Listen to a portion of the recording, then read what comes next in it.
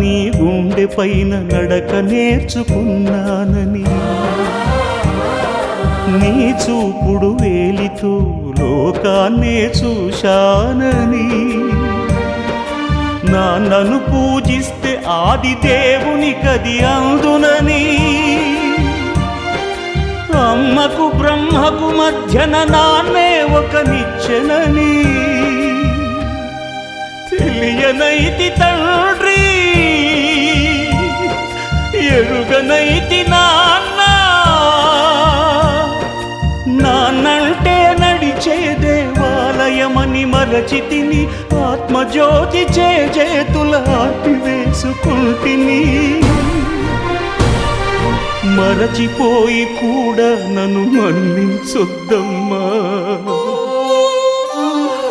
కలనైనా నన్ను కరుణించొద్దు.